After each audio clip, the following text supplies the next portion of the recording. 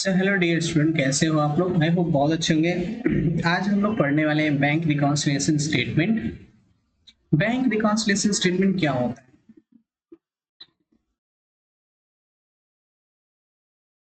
Bank reconciliation statement एक ऐसा statement होता है जहां पे हम लोग बैंक के बैलेंसेस और कैश बुक के बैलेंसेस का मिलान करते हैं। यानी इससे हमें ये पता चलता है कि बैंक में क्या हमने लिखा था और बैंक बैलेंस किस वजह से डिफरेंट आ रहा है और कैश बैलेंस किस वजह से डिफरेंट आ रहा है। जैसे अगर मैं बोलूंगा सबसे पहले कि कैश बैलेंसेस के लिए आपको कैश बुक चेक करना पड़ेगा, बैंक बैलेंसेस के लिए आपको पासबुक चेक करना पड़ेगा। पासबुक,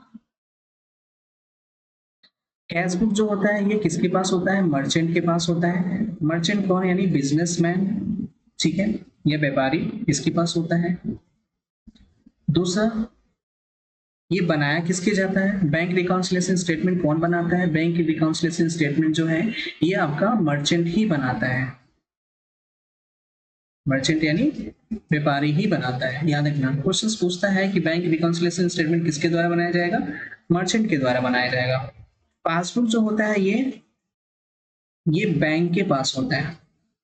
तो जब बैंक के पास पासबुक होता है तो जब भी अगर मैंने कोई भी पैसा बैंक में जमा किया तो दोनों जगह एंट्री पास होनी चाहिए। कैश बुक में भी एंट्री पास होनी चाहिए, पासबुक में भी होनी चाहिए। जब मैं बैंक से पैसा निकाल रहा हूँ तो दोनों जगह एंट्री होनी चाहिए, पासबुक में भी होनी चाहिए और कैश बुक में भी होनी चाहिए। तो ये एंट्री करेगा कौन? पासबुक में एंट्री तो बैंक वाला करेगा, लेकिन कैश बुक में एंट्री व्यापारी यानी मर्चेंट करेगा। ओके, अब सवाल ये आता है कि अगर मान लीजिए कि मैंने चेक इशू किया। अब वो चेक मैंने इशू किया तो मैं क्या किया हूँ, मेरा जो कैश बैलेंस है वो तो कम हो जाएगा, मेरा कैश बैलेंस कम हो जाएगा। लेकिन जिसको मैंने चेक इशू किया है वो बंदा चेक ले जाकर बैंक में प्रेजेंट ही नहीं किया। जब प्रेजेंट नहीं करेगा तो बैंक वाले को पता ही नहीं चलेगा, जिसकी वजह से बैंक में कुछ भी चेंज नहीं हुआ होगा, यानी बैंक में नो चेंज। अब मेरा यहाँ पे बैलेंस क्या हो गया? घट गया। मान लीजिए मैंने चेक 10,000 का इशू किया था तो 10,000 से मेरा बैलेंस घट गया, लेकिन बैंक में कोई चीज नहीं हुआ तो बैंक का बैलेंस सेम जैसे था पहले वैसे ही होना होगा। तो अब ये डिफरेंस आ गया। तो इस डिफरेंस को मुझे सही करने के लिए आप बैंक रिकॉन्सिलिएशन स्टेटमेंट बनाओगे। तो इसमें बनाएगा कौन? मर्चेंट बनाएगा, व्यापारी बनाएगा। समझ में आ रहा है बात? ओके, चलिए अब हम लोग आगे चलते हैं थोड़ा। ये तो बेसिक मैंने बताया। दूसरा चीज कि बैंक रिकॉन्सिलिएशन स्टेटमेंट जो होते हैं ये प्रिपेयर किए जाते हैं इसमें डिफरेंसेस को रिकंसाइल करने के लिए। तो आप यहाँ पे थोड़ा सा इस तरीके से शॉर्ट फॉर्म में लिखते चलेंगे। तो रिकंसाइल किया जाएगा क्या चीज का? The differences the reconcile the differences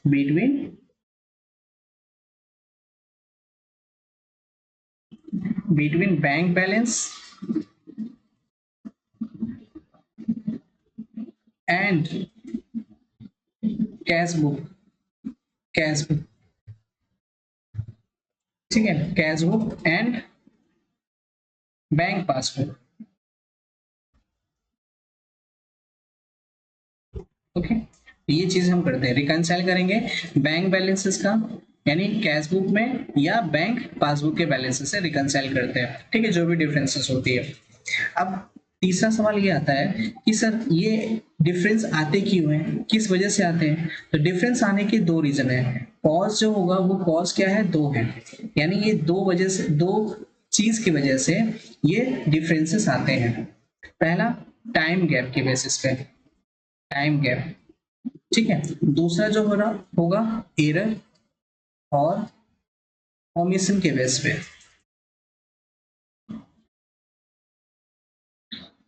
error कब हो सकता है? अगर आपको नॉलेज नहीं है तो आप गलती कर सकते हो। ओमिशन कब हो सकता है? जब आप भूल जाते हो, रिकॉर्ड करना ही भूल जाते हो, तो वहां पे हो सकता है। तो इस बेसिस पे भी डिफरेंसेस आ जाते हैं। दूसरा, टाइम गैप के बेसिस पे। अब जैसे मैंने बताया कि 1 जनवरी को मैंने चेक इशू किया, 1 जनवरी को, तो मैं 1 जनवरी को कैश बुक में एंट्री कर दूंगा, कैश बुक में एंट्री कर दूंगा, लेकिन पासबुक में एंट्री 1 जनवरी को नहीं होगी। तो फिर ये डिफरेंस आएंगे। ये डिफरेंस आ रहे हैं किस वजह से? इस टाइम की वजह से आ रहे हैं।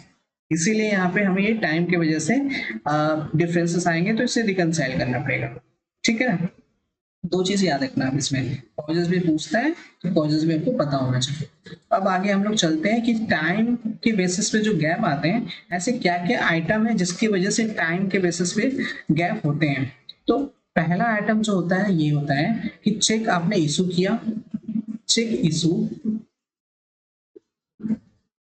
But not presented, cheque issue but not presented, cheque issue किया but not presented for payment.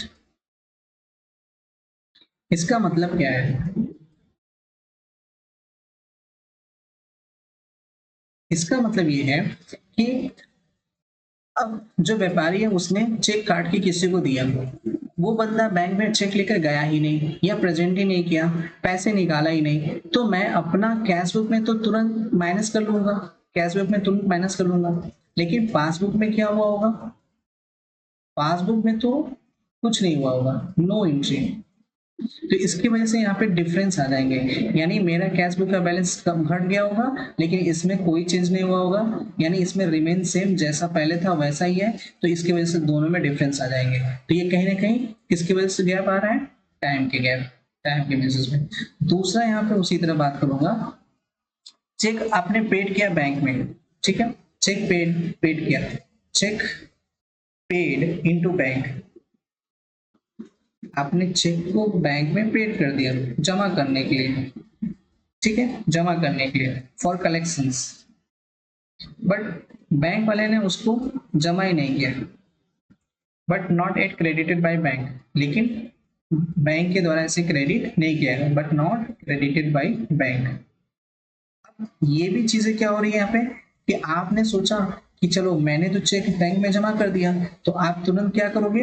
आप तुरंत अपने कैश बुक में बैलेंस बढ़ा दोगे, ठीक है, लेकिन बैंक वाला ने तो क्रेडिट नहीं किया ना आपका अकाउंट, तो नो चेंज, नो चेंज यानी रिमेन रहा होगा, नो चेंज, पहले जैसे था वैसे ही है, ठीक है ना, नो चेंज। तो अब इसमें भी क्या हुआ? टाइम के बेसिस पे बैलेंस डिफरेंस हो जाएंगे। समझ में आ रहा है? चलो आगे देख लेते हैं इसी तरह। इसके बाद आपका और भी हो सकते हैं, जैसे तीसरा है यहाँ पे कि cheque paid into bank for collection but dishonour by cheque bank, cheque आपने पेड किया, चेक आपने पेड किया बैंक में, लेकिन ये क्या हो गया? डिसऑनर हो गया। किसके द्वारा डिसऑनर हो गया? बैंक के द्वारा डिसऑनर हो गया। डिसऑनर, डिसऑनर का मतलब क्या होता है? डिसऑनर का मतलब ये होता है कि चेक बाउंस हो जाना। तो चेक बाउंस होने के बहुत सारे रीजन होते हैं, डेट आपने गलत लिखा है, या स्टेल चेक है यानी 6 महीने से पुराना है, अब तो 3 महीने हो गए, 3 महीने से पुराना हो गया, या फिर इनसफिशिएंट फंड है, आपने पैसे प्रॉपर नहीं है अकाउंट्स में, ठीक है, और या फिर पार्टीज का साइन नहीं है उसपे, या साइन मैच नहीं कर रहा है, या फिर चेक फटा हुआ है ना, बहुत सारे रीजन हो सकते हैं, उसकी वजह से चेक डिसऑनर हो जाता है। तो बैंक बोलता है कि मैं ये चेक नहीं रखूंगा, कलेक्ट नहीं करूंगा। तो अब यहाँ पे भी वही चीज है कि आपने अपना कैश बढ़ा दिया लेकिन बैंक वाला कुछ नहीं किया, बैंक वाला ने कुछ नहीं किया, तो इसकी वजह से भी टाइम गैप बनेगा, ये भी यहाँ पे डिफरेंसेस आ जाएंगे। सेम चौथा की अगर मैं बात करूं तो बैंक वाले ने क्या किया? इंटरेस्ट अलाउड किया, ठीक है, इंटरेस्ट अलाउड का मतलब क्या हुआ कि सेविंग बैंक अकाउंट को मेंटेन किया जाता है बैंक के द्वारा, तो बैंक वाला उसके लिए ना मिनिमम बैलेंस के रूप में कुछ इंटरेस्ट चार्ज करता है। तो जिसकी वजह से बैंक वाला क्या किया होगा? इंटरेस्ट तो चार्ज कर रहा है ना बैंक वाला, जिसकी वजह से आपकी बैंक बैलेंस कम हो जाएंगे क्योंकि बैंक ने काट लिया। आपको ये चीजें पता नहीं, उस समय बाद में पता चलेगा, तो उस समय नहीं पता तो आपके कैश बुक में कोई चेंज नहीं होगा, नो चेंज, ठीक है ना, लेकिन बैंक के पासबुक में हो गया होगा, ठीक है ना। तो ये टाइम के गैप की वजह से हो जाएगा यहाँ पे। उसी तरीके से और भी चीजें हैं, जैसे मैं पांचवा बात करूं तो interest charge by bank on overdraft. Bank जो क्या कर रहा है? इंटरेस्ट चार्ज कर रहा है। इंटरेस्ट किस लिए चार्ज कर रहा है? ओवर ड्राफ्ट पे। ओवरड्राफ्ट क्या होता है कि जब आप एक्स्ट्रा पैसे बैंक से निकाल लेते हो, यानी एक शॉर्ट टर्म लोन ले लेते हो बैंक से, उसको बोलेंगे ओवरड्राफ्ट। उस ओवरड्राफ्ट के ऊपर बैंक वाला इंटरेस्ट चार्ज करता है, जिसकी वजह से आपका अकाउंट को बैंक वाला क्या करेगा? माइनस कर देगा। आपको ये चीजें पता नहीं तो आपने नो चेंज किया, जिसकी वजह से टाइम गैप बन जाएगा। सेम उसी तरह 6 पॉइंट अगर मैं बात करूं, बैंक वाला चार्ज करता है या कमीशन लेता है, तो बैंक अगर कोई चार्जेस लगा रहा है बैंक चार्जेस ले रहा है या फिर कमीशन ले रहा है, उस केस में भी क्या होगा, आपका बैलेंस घट जाएगा, बैंक का बैलेंस घट जाएगा, लेकिन कैश बुक में कुछ नहीं हुआ, नो चेंज, ये भी टाइम गैप हो जाएंगे। ठीक है, तो ये आपको ऐसे समझना है। अगेन हम देखेंगे यहाँ पे और भी क्या पॉइंट्स हो सकते हैं। जैसे सपोज मान लीजिए कि बैंक वाले ने क्या किया, डायरेक्ट डिपॉजिट कर दिया, बैंक ने डिपॉजिट नहीं किया, कस्टमर क्या कर रहा है, डायरेक्ट पैसा आपको ना देकर आपके बैंक अकाउंट में डायरेक्ट डिपॉजिट कर दिया। किसने किया, कस्टमर ने किया। तो अब कस्टमर ने किया बैंक में, तो बैंक का बैलेंस बढ़ जाएगा, यानी आपके अकाउंट का बैलेंस बढ़ जाएगा, लेकिन आपको पता ही नहीं, तो आपको पता नहीं तो नो चेंज। इसमें भी टाइम गैप के बेसिस पे ये डिफरेंसेस आ जाएंगे। सेम उसी तरह अगर इंटरेस्ट या डिविडेंड है जो बैंक ने कलेक्ट किया, इंटरेस्ट या डिविडेंड बैंक ने कलेक्ट किया, तो बैंक जब कलेक्ट करेगा तो आपका बैलेंस बढ़ेगा, बैंक बैलेंस बढ़ जाएगा, लेकिन आपको पता ही नहीं, तो आपने तो कुछ नहीं किया, इस वजह से यहाँ पे भी डिफरेंस आ जाएंगे। अभी मैं ये बता रहा हूँ डिफरेंस आ रहे हैं, लेकिन रिकंसाइल कैसे करेंगे वो बाद में बताऊंगा। अभी तो आपको मैं ये बता रहा हूँ कि डिफरेंस आ रहे हैं, कैसे आ रहे हैं। 9 जो है यहाँ पे, अगेन डायरेक्ट पेमेंट किया है बैंक ने, किसके बिहाफ पे, कस्टमर के बिहाफ पे। तो कस्टमर के बिहाफ पे बैंक डायरेक्ट पेमेंट कर रहा है, तो पेमेंट कर रहा है तो क्या होगा कि आपका बैलेंस कम हो जाएगा, आपको पता ही नहीं, तो नो चेंज, तो ये भी टाइम गैप बनेगा। ठीक, इस तरीके से ये सारे आइटम जो है आपके क्या है, ये टाइम गैप के बेसिस पे है। ठीक है ना। अब हम आगे चलेंगे। दूसरा मैंने बताया एरर के बेसिस पे। एरर के बेसिस पे का मतलब क्या हुआ कि आपने गलती कर दिया या आपने ओमिशन कर दिया। ओमिशन या गलती की वजह से क्या गलतियां हो सकती है, तो पहला चीज कि अगर आपने एरर किया है या ओमिशन किया है, तो उस केस में अब इसको हमें देखना पड़ेगा कि किसमें गलती हुआ है। अगर कैश बुक में गलती हुआ है तो उसको सुधार करना पड़ेगा, ठीक है, लेकिन अगर पासबुक में हुआ है तो बैंक वाला सुधार करेगा इसको। तो जब आपने कोई एरर कर देते हो, चेक में गलती कर दिया आपने, या रिकॉर्डिंग में गलती कर दिया, या आपने लिखना भूल गया, तो उसको बोलेंगे एरर या ओमिशन वाले। ठीक है ना। तो जैसे मैं अगर बोलूंगा कि चेक आपने इशू किया क्रेडिटर को, और ये चीज आपने कैश में लिखा ही नहीं, ठीक है, आपने चेक इशू कर दिया किसको, क्रेडिटर को, लेकिन ये चीज आपने लिखा ही नहीं, ओमिट हो गया, तो ये क्या होगा, ये एक एरर हो जाएगा जिसको बोलेंगे ओमिशन वाले। ठीक है ना, ओमिशन वाले एरर हो जाएंगे। उसी तरह अगर आपने चेक डिपॉजिट करने के लिए बैंक में भेजा, लेकिन कैश बुक में आपने लिखा ही नहीं, आपने भेज दिया लेकिन आपने कैश बुक में लिखा नहीं, जब कैश बुक में नहीं लिखा तो ये भी गलती हो गई। उसी तरह आपने टोटल करने में गलती कर दिया, टोटलिंग करने में गलती कर दिया, आप अपना कैश बुक का टोटल कर रहे हो उसमें गलती कर दिया, या बैंक कॉलम जो कैश बुक का बैंक कॉलम है उसमें टोटल कर रहे हो उसमें गलती हो गया, तो कहीं ना कहीं टोटल वाले गलती कर दिया। चेक आपने भेजा जमा करने के लिए लेकिन आपने रिकॉर्ड ही नहीं किया, ओमिशन हो गया। चेक आपने क्रेडिटर को दिया लेकिन उसको भी आपने रिकॉर्ड नहीं किया कैश बुक में, तो ये सब कहीं ना कहीं हमारे ओमिशन हो गए। ठीक है ना, ये तीनों ओमिशन हो सकते हैं।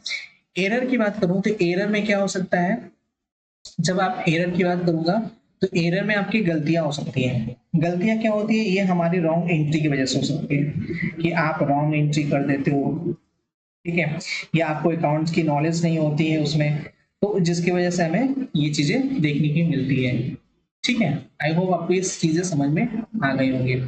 चलिए अब मैं ये बात करता हूँ कि बैंक रिकॉन्सिलिएशन स्टेटमेंट बनाए क्यों जाते हैं, क्या जरूरत है बैंक रिकॉन्सिलिएशन स्टेटमेंट बनाने के लिए, ऐसा क्यों होता है कि मर्चेंट जो है वो बैंक रिकॉन्सिलिएशन स्टेटमेंट बनाता है। तो हम नीड की बात कर रहे हैं, नीड ऑफ BRS। तो पहला नीड ये है कि हम चेक करना चाहते हैं, हमें ये जानना होता है या हमें पता लगाना होता है, लोकेट करना होता है कि कहीं एरर या ओमिशन तो नहीं है, कहाँ पे, पासबुक में या कैश बुक में। ठीक है ना, यानी कैश बुक और पासबुक का दोनों का बैलेंस सेम होना चाहिए, कहीं दोनों का बैलेंस मिसमैच तो नहीं कर रहा है। अगर कोई एरर या ओमिशन है तो उसको लोकेट करने के लिए हम BRS बनाते हैं। ठीक है, दूसरा चीज ये हुआ कि आप बीआरएस इसलिए भी बनाते हो ताकि आप ये जानना चाहते हो कि हम श्योर हो जाएं। क्या चीज का श्योर हो जाए? कि हमने जितनी भी सारी एंट्री पास की है, सारी एंट्री हमारी ट्रू है, सही है, और जिसकी वजह से कस्टमर क्या होंगे, कस्टमर सेटिस्फाई रहेंगे, और उस कस्टमर फिर फर्दर फ्यूचर में उस बैंक के साथ डील करेगा, है ना, आसानी से, विश्वास के साथ। तो ये भी चीजें हो सकती है। और भी हो सकता है जैसे कि वो जानना चाहता है कि हम अपना एक पेटेंट फैसिलिटी प्रोवाइड कर सकें, ताकि हम अपना जब चाहे तब कैश बुक को आसानी से रिवाइज कर सकें। रिवाइज करने का मतलब हो गया कि मैं कुछ भी चीज उसमें चाहता हूँ कि हेरा फेरी या बदलाव करना चाहता हूँ, तो कैश बुक में दूसरा बना सकता हूँ, ठीक है, पुराना वाला की जगह नया बना सकता हूँ। इसके लिए भी बैंक रिकॉन्सिलिएशन स्टेटमेंट हमें ये सुविधा देती है। इसके बाद आप ये भी जानना चाहते हो कि हम अपनी जितनी भी सारी चीजें हो रही है, तो हर एक चीज को मैं पीरियोडिक बेसिस पे जानना चाहता हूँ, पीरियोडिक बेसिस पे। तो जब पीरियोडिक बेसिस पे तुम जानना चाहते हो कि कितना हमारे कैश जो है पीरियोडिक बेसिस पे चेंज हुआ है, और कौन कैश हमारा कहाँ पे चला गया है, कहीं कैश की चोरी तो नहीं हुई है, इम्बल्समेंट नहीं हुआ है, ये सब चीजें हम पता करने के लिए भी हम क्या करते हैं, पीरियोडिक बेसिस पे हम बनाते हैं। तो बीआरएस हमारा हेल्प करता है कि हम अपना कैश पीरियोडिक बेसिस पे बना सके, ठीक है ना। जैसे मान लीजिए एग्जाम्पल की तरफ है कि कोई कैशियर होता है, वो कैश में केवल पेमेंट करता है, तो एंट्री कैश बुक में करेगा, लेकिन वो कभी कभी क्या करता है कि जो कैश है वो डिपॉजिट ही नहीं करता है, या चेक बैंक में डिपॉजिट ही नहीं करता है। तो अब ये चीजें हमें पता लगाने के लिए कि क्या वो सच में ऐसा करता है, तो बीआरएस बनाएंगे, बीआरएस से पता चल जाएगा, क्योंकि वो बैंक में पैसे ले जाके जमा ही नहीं किया, और बैंक वाले में बैलेंस कुछ अलग दिखा रहा है और मेरे पास बैलेंस कुछ अलग दिखा रहा है, तो आसानी से आप पकड़ सकते हो, ठीक है। इसके बाद और भी चीजें होती हैं, जैसे मैं अगर बात करूं तो इसके बाद आप बीआरएस इसलिए भी बनाओगे ताकि ये हमारी अननेसेसरी चीजों को रिवील कर सके, यानी अननेसेसरी डिले होना, अननेसेसरी जो डिले होती है इस चीज को पकड़ने के लिए, मतलब दूर करने के लिए भी हम बीआरएस बनाते हैं। जैसे चेक का कलेक्शन आप 6 6 महीने साल भर चेक का कलेक्शन ही नहीं कर रहे हो, या उसको क्लियरिंग नहीं करा रहे हो, तो उसको दूर करने के लिए भी हम ऐसा करते हैं। इसके बाद हम ये भी जानना चाहते हैं कि हमारा चेक कहाँ पे पहुंचा, या चेक का पोजीशंस कहाँ है, चेक का स्टेटस क्या है, इसको जानने के लिए भी आप बीआरएस बनाते हैं। कि हमने चेक बैंक में भेजा है तो कहाँ पे है वो, क्या बैंक में पहुंचा है कि नहीं, या रास्ते में कहाँ पे है, इसको जानने के लिए भी आप बनाते हैं। तो ये हमारा बीआरएस बनाने की नीड होती है, ठीक है ना। चलिए अब हम लोग आगे चलेंगे। अब हम ये लोग जानेंगे कि बीआरएस बनाते कैसे हैं, ठीक है ना, बीआरएस बनाते कैसे हैं। तो बीआरएस बनाने के लिए यहाँ पे आपको 4 तरीके से स्टार्ट कर सकते हो बीआरएस बनाने के लिए।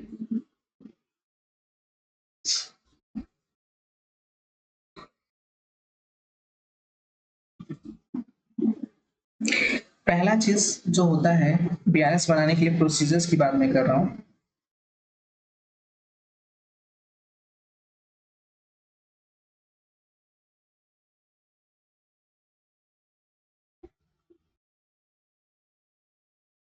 तो पहला जो होगा यहाँ पे, इसको बोलते हैं डेबिट बैलेंस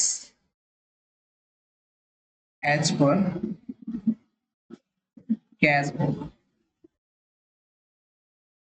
अब ये चीज क्या है, debit balance as per cash book का मतलब ये हो गया कि ट्रेडर के पास पैसा है, ट्रेडर के पास क्या है, पैसा है, और ये पैसा कहाँ पे है, ये पैसा बैंक में जमा है, बैंक में जमा है, यानी बैंक में जो पैसा जमा है वो किसका है, ट्रेडर का है, ठीक है ना। आप ऐसा समझो कि ट्रेडर के पास पैसा है, ठीक है ना, बहुत पैसा है, और ये पैसा कहाँ पे जमा है, बैंक के पास जमा है।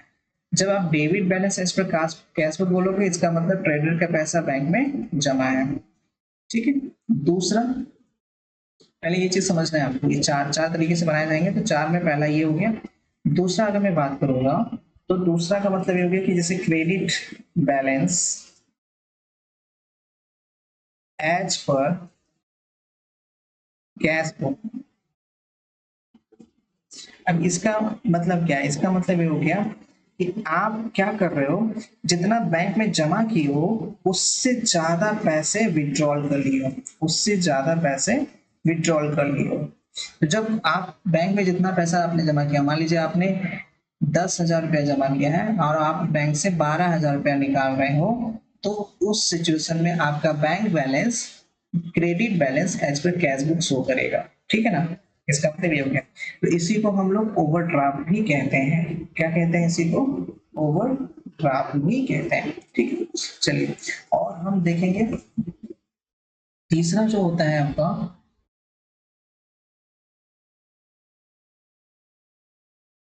Credit balance as per passbook. Credit balance as per passbook, इसका भी मतलब क्या है? इसका भी मतलब है कि ट्रेडर जो है उसका पैसा बैंक में जमा है। कहाँ पे जमा है?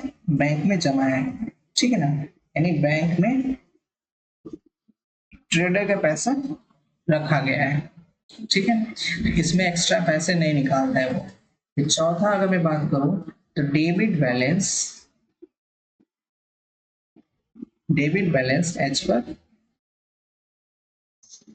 पासबुक। इसका मतलब क्या हुआ? इसका मतलब ये हो गया ओवरड्राफ्ट। इसका भी मतलब क्या होगा? ओवरड्राफ्ट। सेम वही चीज कि मतलब आप पैसे ज्यादा निकाल ले रहे हो, जितना आपने डिपॉजिट किया उससे ज्यादा पैसे आप बैंक से निकाल ले रहे हो, तो उसको बोलेंगे debit balance as per passbook. तो ये जो चौथा है और जो दूसरा है ये दोनों सेम है। दूसरा और चौथा क्या है? सेम है। पहला और तीसरा सेम है। दूसरा और चौथा का मतलब ये हो गया कि बैंक से पैसे आप ज्यादा निकाल रहे हो, यानी आपका विड्रॉल ज्यादा है। पहला और तीसरा का मतलब क्या हुआ? आपका पैसा बैंक में जमा हुआ है, ठीक है। ये चीजें आपको ध्यान रखना है। अब कुछ चीजें मैं आपको बता रहा हूँ। जब भी आप सवाल लगाने जाएंगे तो आपको कुछ इंपॉर्टेंट चीजें ध्यान रखनी है। नोट की बात कर रहा हूँ। पहला चीज, अगर कैश बुक का बैलेंस क्वेश्चन में गिवन है और स्टार्टिंग आप करते हो कैश बुक के बैलेंस से, लेकिन क्लियरली ये बताया नहीं गया है कि ये बैलेंस डेबिट या क्रेडिट है, तो आप इसे डेबिट बैलेंस मानोगे, ठीक है। अगर आप कैश बुक बैलेंस से स्टार्ट करते हो लेकिन कुछ मेंशन नहीं है, तो आप इसको क्या मानोगे? डेबिट बैलेंस मानोगे। दूसरा चीज, अगर पासबुक का बैलेंस क्वेश्चन में स्टार्ट करने के लिए बोला है लेकिन ये भी नहीं बताया है कि क्या है, तो आप पासबुक का बैलेंस क्या मानोगे? पासबुक का बैलेंस क्या मानोगे? क्रेडिट बैलेंस मानोगे, ठीक है। सेम उसी तरह, अगर ये चीज तो क्लियर हो गया। अगर बैलेंस एज पर मान लीजिए balance as per ledger accounts है, तो balance as per ledger account का मतलब भी होता है balance as per ledger account. अगर लिखा रहेगा क्वेश्चन में तो आप इसको ये मानेंगे कि ये मेरा balance as per cash book है, balance as per cash book है, इसको आप ये मानो, ठीक। यानी इसकी जगह ये भी आप लिखोगे, तो दोनों चीजें सेम हो गई। इसके बाद अगर मान लीजिए balance as per bank book लिखा है, मान लीजिए अगर balance as per bank book लिखा है, तो आप इसको क्या मानोगे? इसको मानोगे balance as per passbook, balance as per passbook मानोगे आप, ठीक है। तो कभी कभी क्वेश्चन इस तरीके से देगा, balance as per bank book, bank book का मतलब पासबुक हो गया, ठीक है। और इसी को कभी कभी ऐसे लिख देता है कि balance as per bank statement, bank statement, तब भी आप इसको क्या मानोगे? बैलेंस एज पर पासबुक मानोगे, ठीक है। तो ये मैं चार चीजें आपको थोड़ा सा नोट करके रखना है, और इससे भी आपका कॉम्पिटिटिव एग्जाम में क्वेश्चंस बनते हैं, ठीक है। चलिए अब इसी को मैं थोड़ा सा और अच्छे से लिबरेट कर देता हूँ। कभी कभी इसको फेवरेबल बैलेंस भी बोलेंगे। तो फेवरेबल बैलेंस किसको बोलेंगे? जब आपका debit balance as per cash book लिखा रहेगा तो ये फेवरेबल बैलेंस होता है। जब आपका credit balance as per cash book लिखा रहेगा तब ये अनफेवरेबल बैलेंस होता है, इसको अनफेवरेबल बैलेंस बोलते हैं, या फिर इसी को आप बोलोगे ओवरड्राफ्ट। ठीक है, इसी तरह अगर debit balance as per passbook रहेगा तो आप इसको क्या बोलोगे, अनफेवरेबल बैलेंस या फिर ओवरड्राफ्ट। ठीक है, उसी तरह credit balance as per passbook लिखा रहेगा तो मतलब ये फेवरेबल बैलेंस है। अब फेवरेबल बैलेंस का मतलब क्या है, फेवरेबल बैलेंस का मतलब है कि ट्रेडर का पैसा बैंक में जमा है, ट्रेडर का पैसा बैंक में जमा है और उसका डिपॉजिट ज्यादा है, विड्रॉल कम है, यानी इसमें डिपॉजिट ग्रेटर होता है विड्रॉल से। इसमें क्या होगा, इसमें विड्रॉल ग्रेटर होगा डिपॉजिट से, इसमें भी विड्रॉल ग्रेटर होगा डिपॉजिट से, इसमें क्या होगा, इसमें डिपॉजिट ग्रेटर होगा विड्रॉल से। ठीक, तो जब डिपॉजिट ग्रेटर होगा विड्रॉल से तो इसको बोलेंगे फेवरेबल, और जब विड्रॉल ज्यादा होगा तो अनफेवरेबल। ठीक, अब ये बेसिक चीजें आपको पता होनी चाहिए, ये आई होप आपको ये सब चीजें समझ में आया होगा। सो प्लीज आप इसको ध्यान से नोट कर लीजिएगा और अंडरस्टैंड कर लीजिएगा। ठीक है ना।